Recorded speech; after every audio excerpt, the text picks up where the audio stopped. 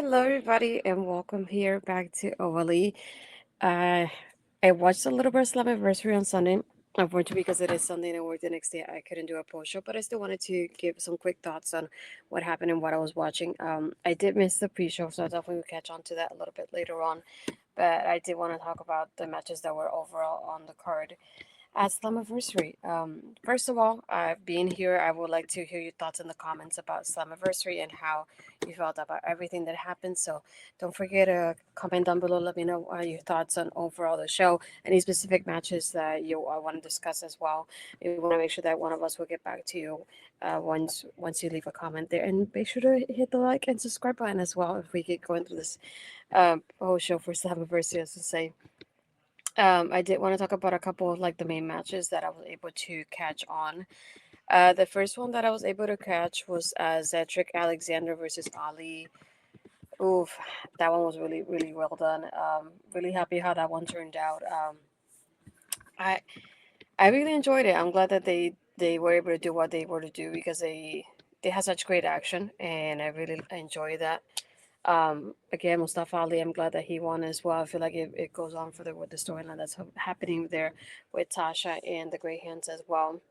And I want to see what else happens with Cedric and him and see if anything else goes further along those lines. But again, I really enjoyed it. It's especially if you're like that type of person that like 205 Live and that high flying type of style. This is definitely the match for you. Um, it was, I feel like it was great action. They have really great back and forth, really well balanced. Next up, don't have much to say about this one, but it was very surprising for me at least, which was the following. It was the System and Matt Cardona versus Dark State. I was very surprised about the result of this one because Dark State being the heels and the way they're in NXT saying how they were going on a mission to go to TNA and invade the show. I kind of expected them in a way to win, but I also understand why the system and why Cardona will end up winning in the end to defend TNA and TNA's honor being the people that have been there for quite a while. But I also curious to see if this will be further along, or if this is over now that Dark State was defeated, because it just felt like it happened so easily. That makes sense. So I don't know. I'm just a little bit curious about this one because I'm not haven't really been a fan of Dark State in NXT so far. I feel like they haven't had a great backstory, and I like to know the backstories, whether they're faces or heels, because even if they're heels and they have a good reason, I will still cheer for them.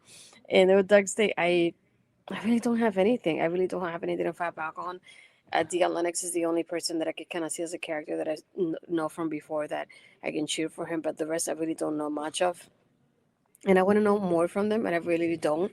And to me, it also makes sense to have the system and Matt Cardona win because even though they have Matt on this side, but the system has been a team for quite a while at this point, so it makes sense that the team with the most experience will also win at the end as well. So yeah, that one's it had me a little bit surprised to be honest. But next up, this one is one that I don't even know how to describe it, to be honest. It was Tessa Blanchard versus Indy Hartwell. I honestly don't know why Tessa's in TNA because I feel like so far with the character and the story and the way that's happening, she's gotten suspended maybe once or twice at this point, and I'm hoping that this suspension is not a way to lead her to NXT because I'm really not a fan of watching her do that. I'm glad in the end that Indy came out with the victory, and after the victory, then Tessa attacked Gia Miller by the steel steps. So we had to have people intervene, and Santino suspended her. Santino was really, really upset about everything that was happening. And she's like, "Oh, what are you gonna do?" And he's like, "I'm gonna suspend you. And I'm gonna have security take you away." And one of the guys just lifted her up and just took her away. So I just don't know what's the point of that. But I just, as long as it's not her being in NXT in any way, shape, or form, I'm totally fine. I'm also curious to see about this because Gia Miller has been somebody that we see more backstage than anything in TNA, but she has wrestled in the Indies before. So I've kind of always wondered if she was ever going to step foot in the ring in TNA any way, shape, or form. And maybe her and Indy will team up against Victoria Crawford, aka Alicia Fox, and Tessa maybe in the future. Who knows? But I'm glad with Indy winning this at the end anyway. but I just not a fan of Tessa or this suspension at all. I don't have a good feeling about it, unfortunately. But we'll see what happens. Another thing that we have next up after this, it was the title versus title, which is one match that had me, ah, I don't say, it had me torn. It really did. Um, we had, as we were talking on taking over, though, I was kind of split. I really was hoping for a double DQ of some sort, being that JC has backup, but at the same time, Masha has backup as well. I like that the girls came out during the match as well, and they were able to like defend her in a way of some sort. But yeah, okay, I'm really torn up on this aspect. I don't like the comments towards JC of like saying she's not a great wrestler, even if she isn't. I wouldn't like me personally. I wouldn't want to see that discourse online. They chose her for a reason. We just have to go along with it to see what happens. Am I a fan that she won and she beat Masha? No, I'm not either. I was hoping it was kind of double DQ because that way they both keep their championships. But I also want to see how further the story goes with having both world titles be on people from NXT instead of people from TNA. So I'm kind of curious to see how that will further along in the storyline. But I think they had a really like fun match, and I like the fact that everybody got involved. And then the girls to back up Masha at the end, they got involved there as well.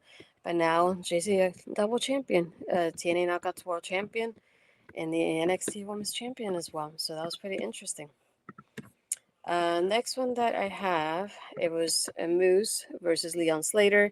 Moose would have been the longest reigning X Division champion, and if Leon wins, he will be the youngest X Division champion.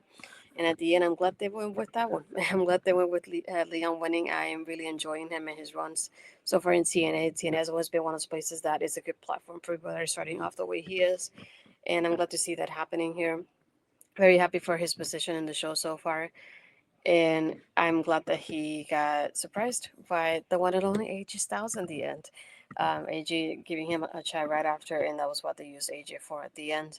Which I'm really happy with, giving him that moment to have with somebody, especially like AJ that hasn't been in the TNA ring in quite a while. So that was pretty fun to watch. Next one that I had was the TNA World Tag Team Championship ladder match. It was the Rascalz versus the Nemenths versus the Hardys versus First Class. This one, I feel like it could have been anybody for me. I could have been happy, but I'm not particularly happy with the Hardys. Just I know it's probably the last run. That's probably why they gave it to them most likely. But I'm not a fan of what happened after, because then after the match, Bully Ray comes out and he challenges them to a match at Bound for Glory, them versus Team 3D. I'm not a fan of wanting to see that again. I like the Hardys, but Team 3 I'm not really a fan of. So I I really don't want to see that. I'm not interested, but we'll see how it goes after that. Really don't have much to say about that one. AJ Francis, they have a spot that I hope he was able to walk after, because it was very unfortunate the way he landed through the ladder there. And for the main event, we had Joe Hendry versus TNA World Champion Trick Williams versus Mike Santana. This is one of those that is it has a discourse online, and I'm on the side that I definitely would have enjoyed it if Mike Santana had won this. It just reminds me a lot of what they were doing with Joe Hendry before. The fact that they had not only one but two but three opportunities to give Joe Hendry the world title, on the third one's when they gave it to him. And I feel like Mike Santana doesn't have a lot of time left in TNA. I feel you had a live crowd of in New York, a lot of Puerto Ricans there too. I feel like that would have been the way to send everybody home pretty happy, the way they did, and basically show that Mike Santana is the one defending TNA by getting the world title back. Not a fan of how it turned out, to be honest. I know a lot of people saying just give it time and see what happens. I'm more curious about a kind of like an invasion story of between TNA and NXT. Chris Carlos Seva was not particularly happy about giving the world title to Trick again, but again, this would have been Mike Santana's night. It's unfortunate that it wasn't, because I feel like that would be the crowning moment for him, and you had a record-breaking attendance. So why could you not? So I feel like that end of it, I'm not a fan of that part of it. But it is what it is, unfortunately. Can't change it now. But just to go further along with the storyline and see what happens next. But yeah, before I go off, I want to thank everybody else for watching this. As usually you can watch me on Tuesdays with Ed doing Taking Over. We chat all about NXT, and this is why I wanted to discuss a little bit of this because it will be connected a little bit with NXT moving forward as well. And because I want to talk about TNA a little bit, why not? Even if I'm by myself. For me, you can find me on my Twitter, Blue Skies Astrid Pizarro, and my Instagram and Threads is Pizarro20. And like I said, you can find me on Tuesdays Taking Over and a lot of other things on OLE. So watch out. We should have a new episode of Killer Cuts happening soon as well. But I know we did last summer, so we'll keep an eye out for that on the YouTube channel. So click on the bell to be notified when we upload or go live. And let us know what you're enjoying, what else you would like to see from all of us. But yeah, thank you everybody for watching, and I'll see you next time.